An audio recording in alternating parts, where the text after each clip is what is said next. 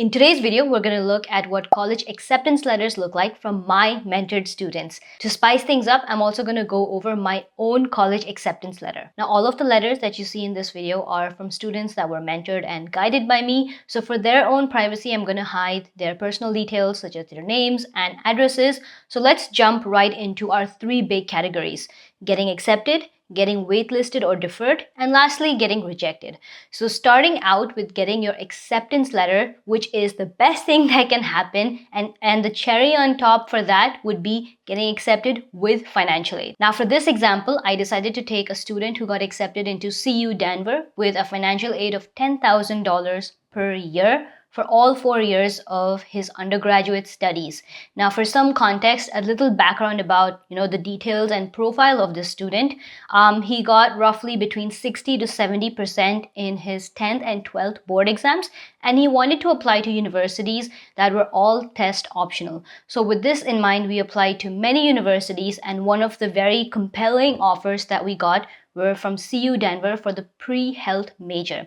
Now, the good thing about this, when you kind of look at the offer letter right off the bat, is you'll see that it says a big congratulations. So starting out, you cannot miss that, you've been accepted and this is good news. And if you read onto the letter, you'll notice that things like the intake that you have been accepted into and your preferred major are also mentioned within the same letter itself. Now, if we scroll down the letter, it also says that there is a merit scholarship of $10,000, which is renewable for up to 4 academic years. Now, this basically means that the student got a total scholarship of $40,000 for all 4 years of his undergraduate studies, which is $10,000 per year, which is definitely not bad for an average student that, got 60, 70, or even like 80% grades in their high school. Now, frankly speaking, there weren't like completely out of the way extracurricular activities, but when the student was guided by me, we made sure that we did not leave any spaces blank, which means that if there were 10 activities to fill out, we filled all 10 spots. If there were 5 honors and achievements to fill out, we utilized all of the space that was given to us in Common App. So I think that really helped. So moving on to acceptance letter number 2, which is also an acceptance letter, very good thing, but this one doesn't have any financial aid. So we're going to look at Clemson University. Now in this particular letter, you'll also see that the first line clearly mentions that the student has been accepted. And going through this one, it kind of entails the same details: congratulations, the intake that you've been accepted into, and the major that the student is applying for. But one major difference that you'll notice in this acceptance letter is if you kind of like go down and read the rest, there is no mention, unfortunately, of any financial aid, whether it's need-based or merit-based whatsoever. Now, this is an indication that although you've been accepted, the college did not give any financial aid. And it's not the best news, obviously, it's not the best thing that we want to hear as students, but ultimately this student did end up getting some amount of financial aid from this college when we went through the right steps through the mentorship program. Now, unfortunately, there's no like one blueprint that I can give you guys to use when you are in a situation like this. It frankly depends on college to college and student to student. But when I work with you one-on-one through the mentorship program, these are things we tackle.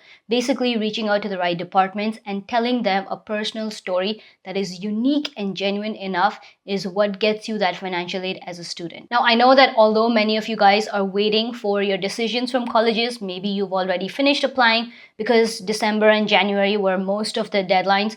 There are still so many colleges that have deadlines that are on rolling basis. So this is the perfect time to start your mentorship. It can be used to navigate your college decisions, get you more financial aid, and even help you apply to more colleges if you're in that boat.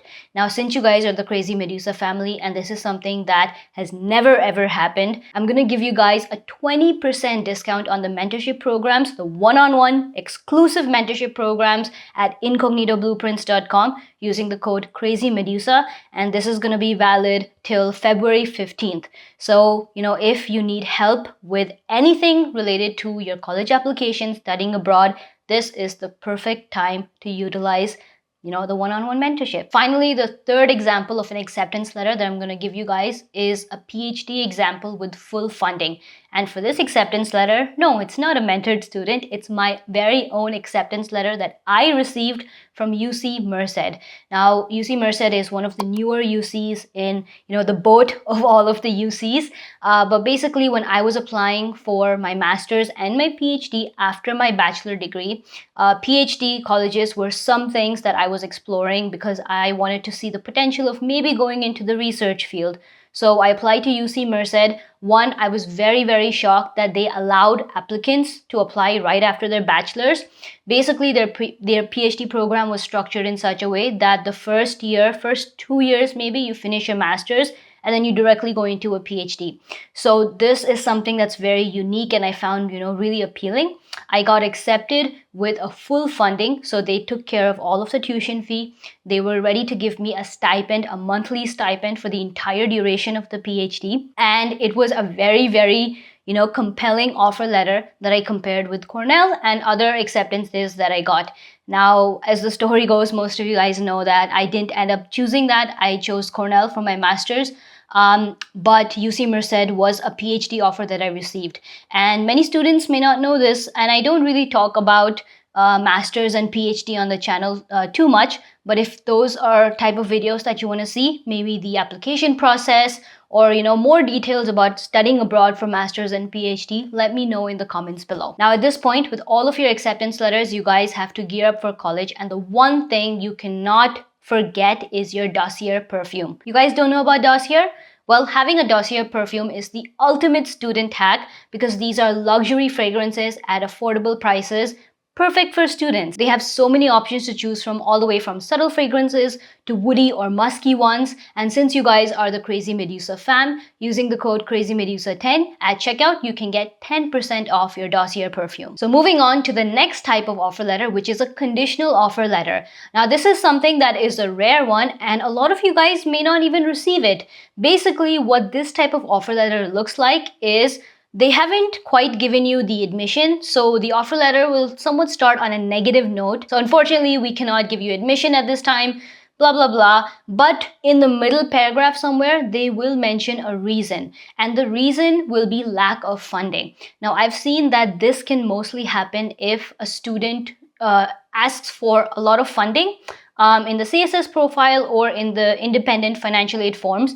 But basically what the college offer letter will tell you, and this is a conditional offer, is that if you and your parents can afford an X amount per year, they will revisit and review your application again for admission. Now I'm going to take an example of Knox College, and as you can see over here, the college is asking for $28,000 per year to be considered for admission. Now, the college very clearly mentions that if the family's financial situation changes for whatever reason and they can afford this amount, you just need to let them know. The email address and everything is given in the offer letter and they will reconsider your application. The next category that we're going to look at is being waitlisted or deferred. Now there is a subtle difference between the two, so let's talk about being waitlisted first. A waitlist basically means a maybe. The college isn't saying no, the college isn't saying yes. They're asking you to give them some more time. Just like, you guys have deadlines, colleges have deadlines to respond to you guys as well. So what they're saying is, hey, give us some time. We want to hold on to your application because we may want to give you admission. So being waitlisted is definitely a good thing rather than a bad. Now, being deferred, on the other hand, deferrals mostly happen if you're applying for early decision or early action. Now, what this means is that the college is putting you in the next pool of decisions. So if you've applied for early decision or early action and you get a deferral, your application will then be considered with the regular applicants. So again, they're not saying no, they're just asking for more time so that they can compare you with other applications that they get in the regular decision round. So apart from just, waiting, if you get waitlisted or deferred, there is one thing that you guys can actually do to improve your chances of getting in. And that is writing a letter of continued interest. Now, this video is getting way too long and we're kind of deviating from the type of college decisions. But if we can get this video to 250 likes, I'm going to make a whole other video on writing a letter of continued interest, which is something that is super important and can kind of boost your application if you fall into the waitlisted or deferred category. Alright, so the last type of letter that we're going to look at is being rejected. Now, I'm not going to sugarcoat this, and there's not much to say here, but I want to show you guys what a rejection letter looks like. Now, it's very clear. It'll probably start with something along the lines of, unfortunately, at this time, we cannot offer you admission, and there will be no congratulations, and there won't be any further steps that you have to do. Basically, the college is just telling you that for this particular pool that you've applied the intake, you have not been offered admission. And I know it's not something that students want to hear, but we have to understand that we don't get accepted into all of the colleges that we apply to. I just want to say that if you do get these rejection letters, 1, 2, or even more than that, it's not a reflection on your abilities. It doesn't mean that you're a bad student. It doesn't mean that you're not good enough. There is a big factor that plays into this whole college application process.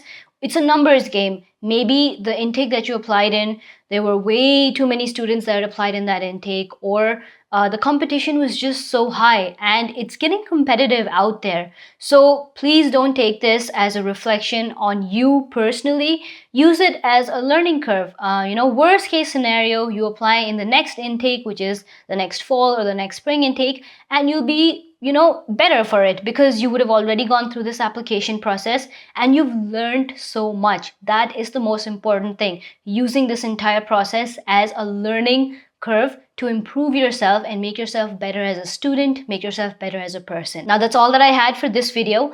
I want you guys to smash that like button if you're watching till this point. And you guys would have noticed we're back in our little studio. So yeah, I'm back in New York, and it feels good to be home. It feels good to be talking to you guys like this. Smash that like button. Don't forget, subscribe to the channel and hit that bell notification, because we have so many videos coming your way very soon. And I have so many things to tell you. This year, honestly, is going to be full of surprises for you, and I can't wait to share all of them with you, starting the year off with crossing 100,000 subscribers. So we'll do a live stream very soon. That announcement is also coming up. Get this video to 250 likes. Like, come on, I know you guys can do it. It literally takes a second to smash the like button. And I'll see you in the next one. Take care. Bye. It can be used to navigate your college decisions. It